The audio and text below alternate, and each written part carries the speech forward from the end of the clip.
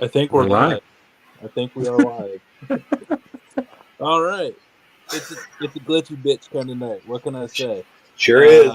Everyone's probably like, what the hell is going on? We honestly have no idea either. We are starting a new show because it's Wednesday, and we've done about a total of 20 minutes of planning into this show. So what's the worst that can happen? Let's go.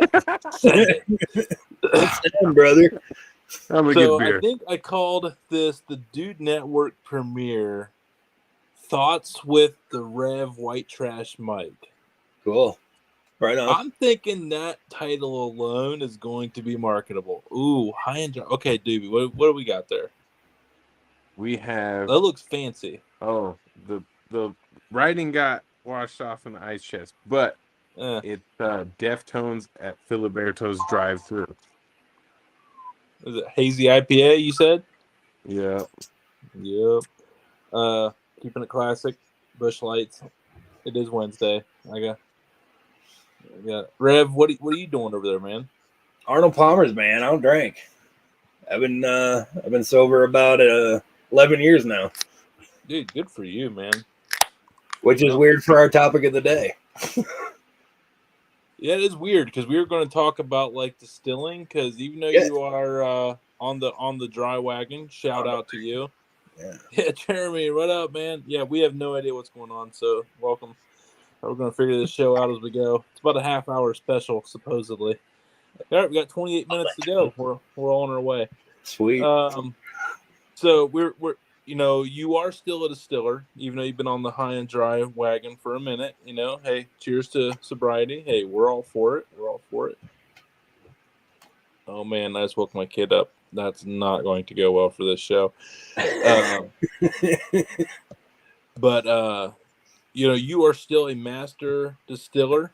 Where's Doobie? Yeah, you're still a master distiller. Hey, Nombre, if you want to invite to hop on here, man, we'll bring him on too. We'll send it. Sweet. But we were talking about like just the difference between like bourbon, vodka, gin, and rum, and like just like there's different distillation processes for each liquor that make it its own.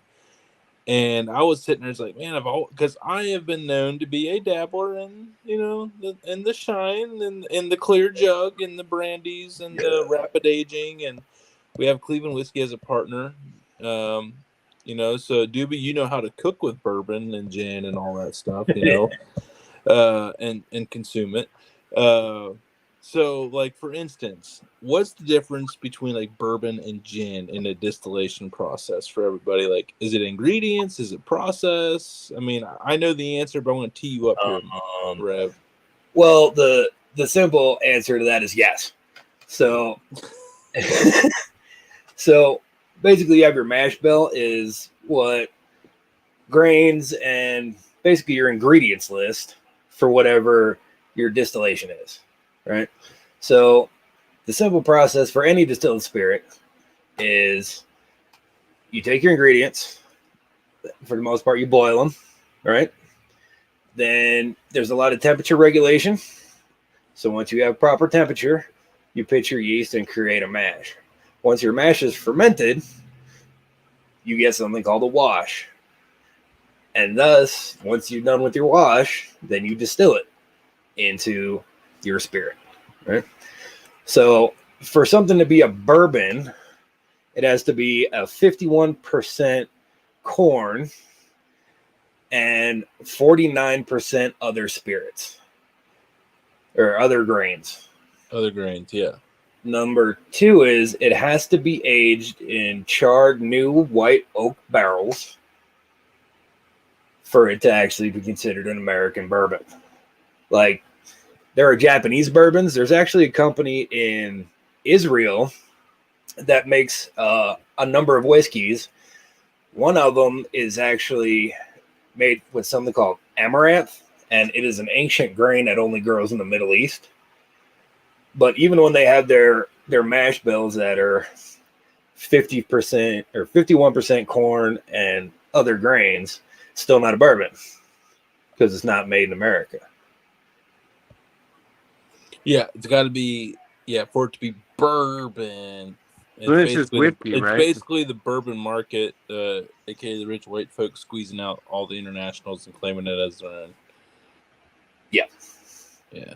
Because, Japan makes some really killer whiskeys and some really great bourbons, but it's not technically bourbon. That's like in the realm of sparkling wine. So like in Italy, you have Prosecco. And here we have stuff that's labeled champagne, but is not technically champagne. It's the same reason. So if it is technically going to be champagne, it actually has to be made in Champagne, France, with champagne grapes. So basically, we're allowed to call things champagne that technically aren't, but I'll be damned if someone else calls their own whiskey bourbon, right? Welcome to America, bro. Home of the brave. You know it. Let's steal your shit. Hell yeah. Hell yeah. Oh, man. I love that I just picked like a random ass spot on my couch in my basement with like the wood panel backdrop for this, like all hunched up with like, and I got a beard so you can't see the double chin, so I'm kind of digging the beard right now. Doobie's just like, he butt ass naked up there these days. He look a baby face dirting up there. Dude looks like me in junior high right now, bro. Oh, man. Waiting on them balls to drop, and then he'll be good to go. Every now and then you gotta do a clean start, Yeah, every now and then I gotta let it grow out to appreciate a good clean shaved face because it's starting to get a little screwed. I'm not allowed to shave off the beard because the wife says I look like a fat Jeffrey Dahmer when I shave. Which brings us to our next subject, Dahmer. Oh, man. So with gin, and I was asking about this, the reason it came up when we were testing out the studio, it ended up being a really good topic. I was like, gin, it's a lot of like orange peels and juniper berries is what you see on moonshiners.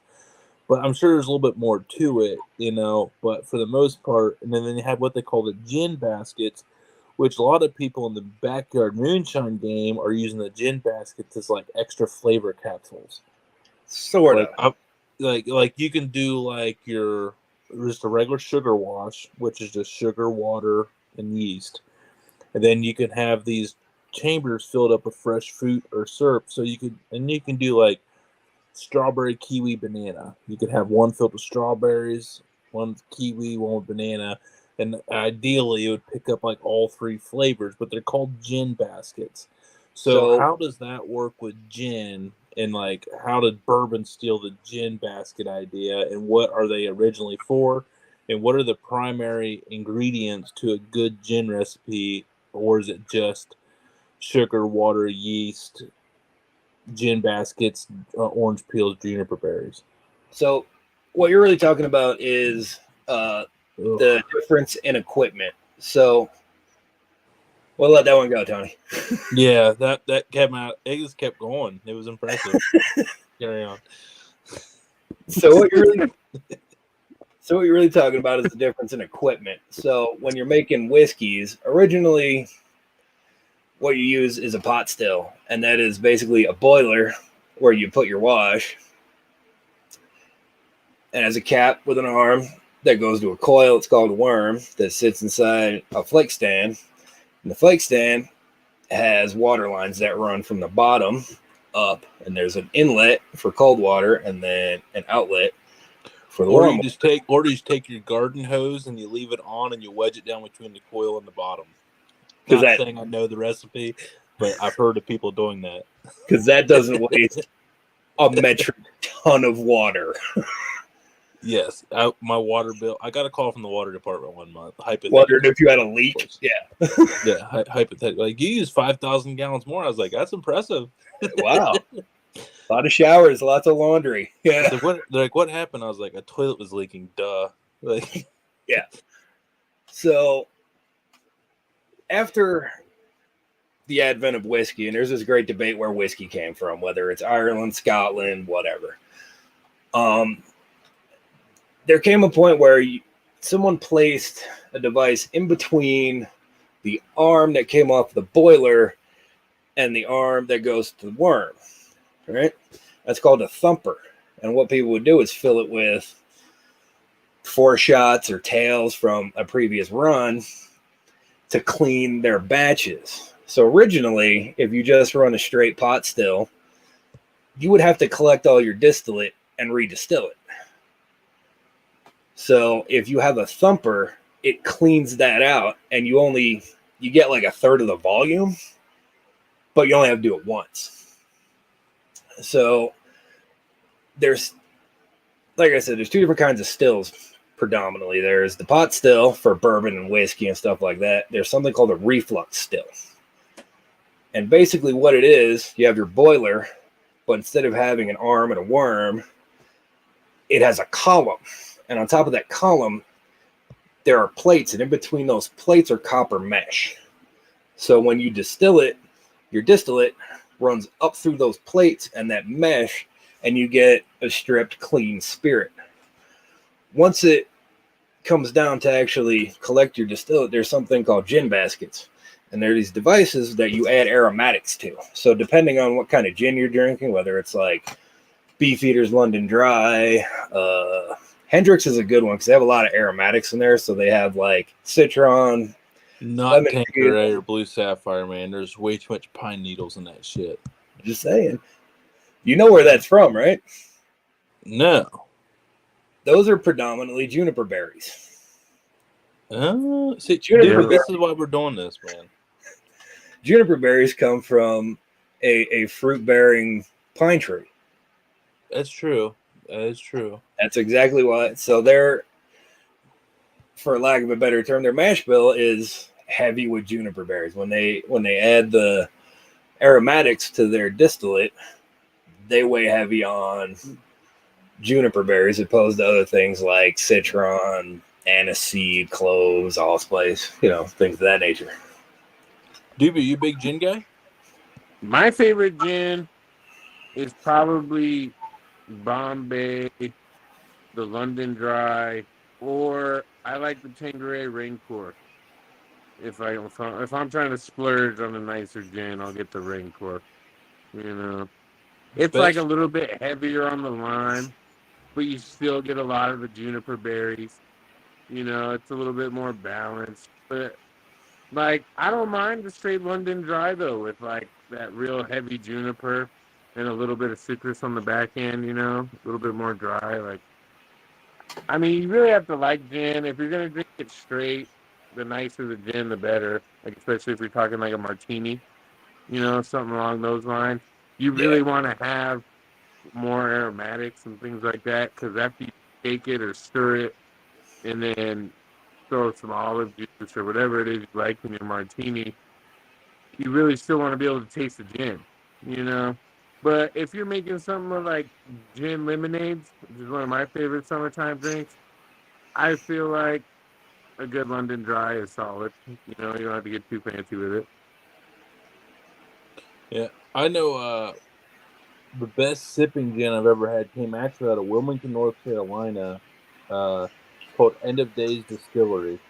And they aged it in a light charred American oak barrel that was a virgin barrel, and it had like that for like a year, enough to give it like a little hint of color.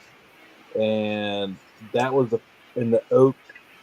I don't think they use a lot of juniper berries in it because it didn't have a strong piney flavor, but you could really taste that oak in it, and it is the shit. Like, my sister is no longer allowed to come up here without a bottle of End of Days gin. Nice. Yeah. So if you're watching, you can make my sister's life easier. And just send us all a bottle. Except, yeah. Hey, what about gin cooking recipes, by the way? You hear bourbon glaze this, bourbon glaze that, vodka sauce, all this shit. So, rum and gin, I don't really know of any. There's rum cake, but I've never heard of like a gin recipe. Have you, Doobie? No, I feel like, it's hard to pair with those juniper berries. You really have to pick something and kind of roll with it. I think maybe you could do like some kind of a reduction with it, with like some berries or like even like a citrus, and maybe put that over like a cheesecake or something. I don't know. I'm sure you could do something So with it, but it's got a really interesting, it's a unique flavor profile. You know, gin doesn't go good with everything.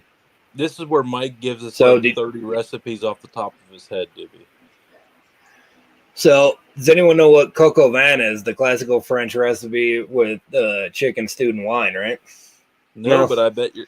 I like. Hey, dude, let's just time out. He does this shit all the time. He's like, oh, well, you know about like the Saint Cathedral One of of a Rome kind in recipe. Paris, and how they Only had that handed one down by certain 4 bear that grew generations. in that one bush, right? I'm like, oh yeah, duh. Like it's like he makes you feel like a dum dum in just like general passing. He's like, oh well, you know this. I'm like, no, not at all, actually. Like, yeah. But anyway, continue about your second level Greek mythology, Roman Catholic, Sure. juniper berry special recipe you're about to tell us here that we're all supposed to know about. So go ahead. The floor is yours. No, you want to take notes? I think, hey, what's better? Hey, We got anybody, it on the YouTube, man. that's a good transition because I don't need to take notes because this show will be live on YouTube currently, and then it'll be available on YouTube, and all I got to do is save it and share it to a friend so it's bookmarked. I can watch it at any time. But go ahead. So, there's a classical French recipe. Even Julia Child makes it in The Joy of Cooking. It's called coq au vin. And it's exactly. In fact, back in the 70s in Saturday Night Live, when Dan Aykroyd is making fun of Julia Child, when he cuts himself, that's the recipe he's making fun of. But, yeah, exactly. That's the exact recipe that she was making in the original TV Dude, show. your brain is so impressive. Like, who would know that? Only Mike. So, Only Mike. Only the original recipe, you know. So the original recipe is basically a whole stewed chicken that's cooked down in wine with shallots, garlic, root vegetables, things like that. There's a sister recipe to that takes out the wine and substitutes gin. Okay. That's one. I can see how that could go good with chicken. I'm thinking with the juniper berries, they would go good with a ham. You know, the way it's actually cooked, because it's like a bottle of gin and then the rest is rendered chicken stock. But there's a lot of aromatics in it. So there's bouquet garnier and then like thyme, sage, rosemary twigs, all that kind of good stuff. That's both seared, sauteed, and then rendered down with the chicken. So it actually balances out really well. Oh, man. Awesome. Might have to get a cheap bottle of gin to cook some chicken. Man, yeah, I think I want to marinate some gin chicken. I want to have gin marinated chicken breast. What if you did like a gin brine on chicken wings? Oh, or your turkey breast, bro, that you're always slinging. You do a lot I don't of know if that would pair well with the green chili, but I don't know. Yeah, that's right. We're talking about New Mexico. If it doesn't have green chili in it, it sucks ass. You know, you could actually probably do it really well if you did a lot of lemon peel and then do 50-50 of gin and like limoncello, and then pair that with some roasted hatch green chilies. That sounds like the marinade's going to cost 6 times the amount of the chicken. Depends on what you got in your expensive marinade ever. That's like pre-orders only. Oh my god, yeah, pre-orders only. Yeah, I'm only doing 10. You get 4 and they're $80 a piece. First come, first serve. Yeah. If you have to ask for the price, big man, you can't afford it. All right, so is there any other? Okay, so I guess the flavor profile of gin, like a gin barbecue sauce, would be. I think with like pair with molasses and tomato sauce, like that would be kind of interesting. Got to do seafood, man. Gin is kind of astringent because of the base level of being a straight, cleared spirit. You can pair that better with like seafoods, like shellfish, whitefish, stuff like that. Okay. A gin reduced instead of like a white wine cream sauce, you could definitely do a gin sauce. Okay. You do like a flambe with it. Absolutely. Shit. What about like a gin and horseradish sauce on like a prime rib? Ooh. Oh, with some like Italian breadcrumbs mixed in with that and some shredded parm. You know what steak au pois is, right? Mm-mm. Yeah, see what I'm talking about, dude? Like, oh, you know it. Yeah. Yeah. You're like, yeah, sure. That steak Paul. He was like, I believe it was an ancient velvet painting of a whale and dolphin getting it on. You know it. With the steak. With the steak, yeah. What is it, Rev? Please educate us.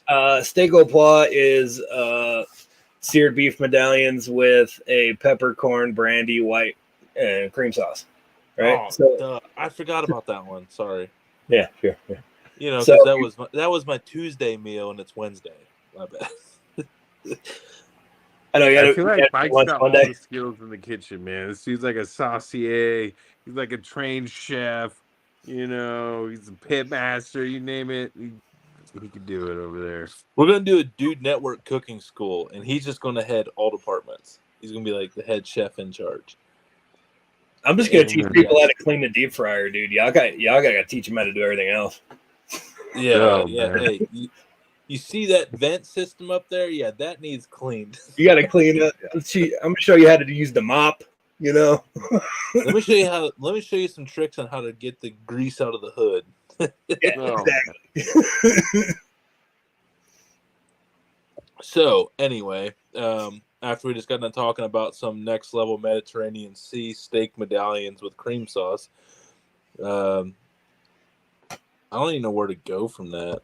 But okay, so let's go around. Okay, let's do this. We got about 8 minutes here.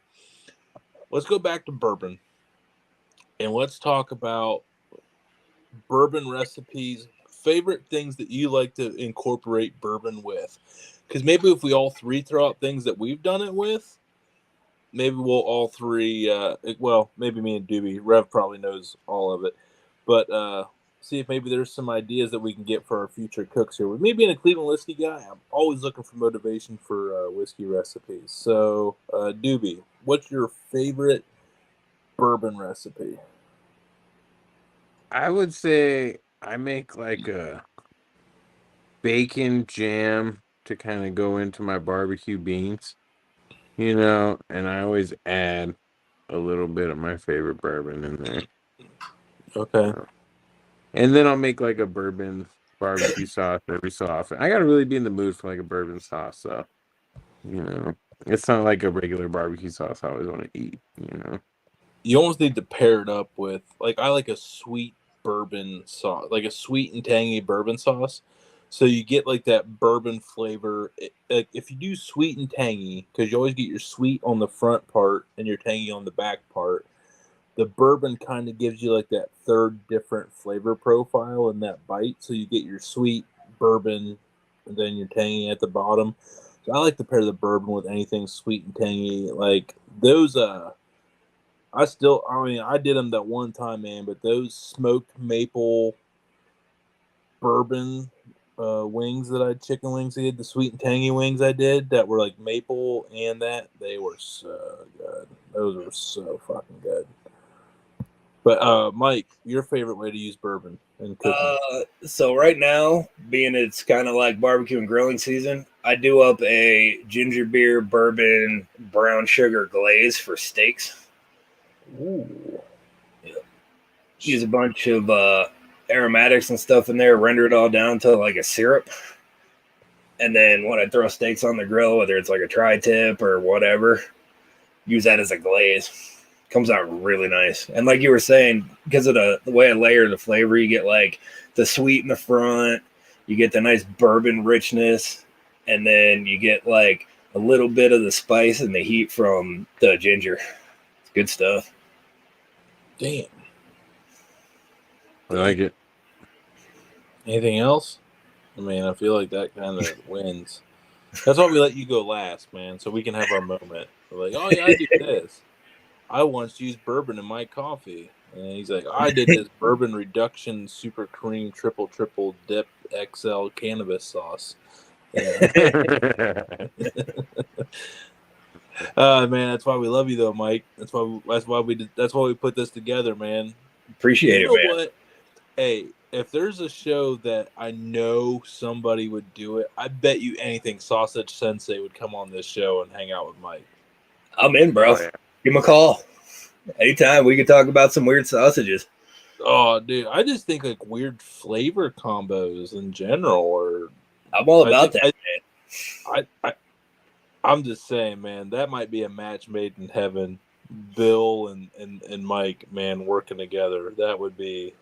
I'd like to see them two in a kitchen with like all the ingredients possible. That is either going to be amazing or the end of the world as we know it. Yeah, it might be some wild shit. Like, so, hey, have you tried that Cajun maple butter rosemary sausage? Like, mixed with tarragon. Have you tried our swordfish and buffalo sausage? Hey guys, I'm gonna let you guys finish up. I gotta roll, but great start, great Right show. on. We'll talk to you guys soon. All right, dude. Later, dudes. Oh man, we got like 2.5 more. This actually worked out perfect, man. There's like one big topic. Yep. Talk about it, and now we got like 2 minutes to kind of wrap it up and brainstorm for future ideas. Anybody watching, drop a comment below. What should we talk about next?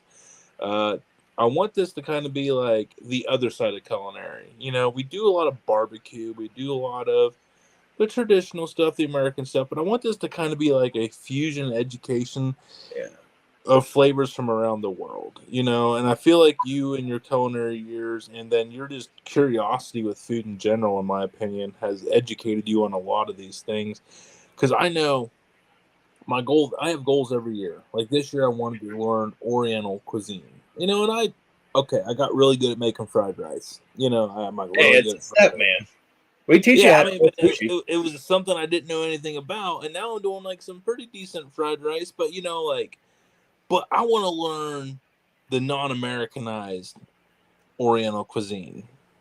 You know, like using lemongrass and shit like that, and like ginger and like ginger root and all that stuff. So that's all stuff that I'm hoping that this show, and it's going to keep me vested because I know I'm going to be learning about like Mediterranean, Mongolian, Russian cuisine. Like we don't ever hear about Russian cuisine. Like we never do. I got some recipes for you if you want to try them, dude. Well, Russian?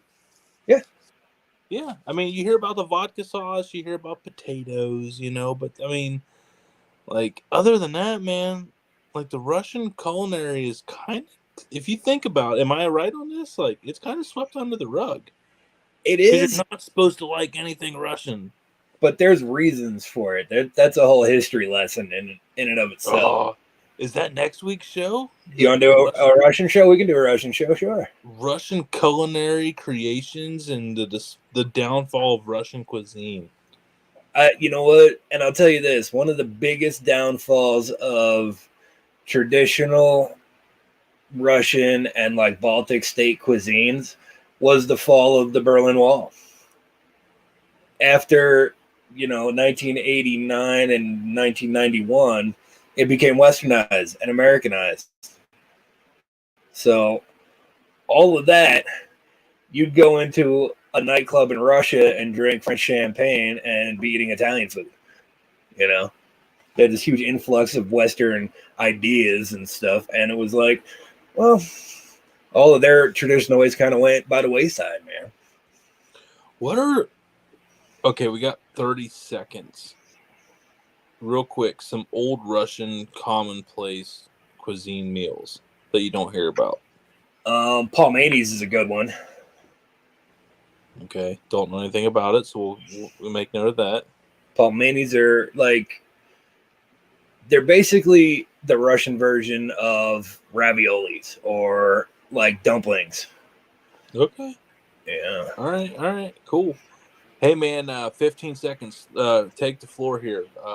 What final thoughts on where this is at, where this is going to go, and a little bit. You're going to go a little bit over, but that's fine. We can do whatever we want. But final thoughts. I think it's awesome to be on the Dude Network, getting the opportunity to share all this. You know, a lot of my friends say I'm just a well of useless knowledge. Well, it's not a well of useless knowledge if you use it.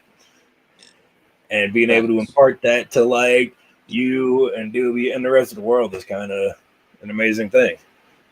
Hey man, we're happy to have you on our team. I can tell you that for a fact. So, well, man, hell of a first show.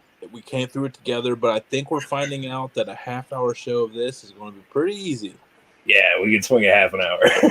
Hell yeah, we can swing a half hour.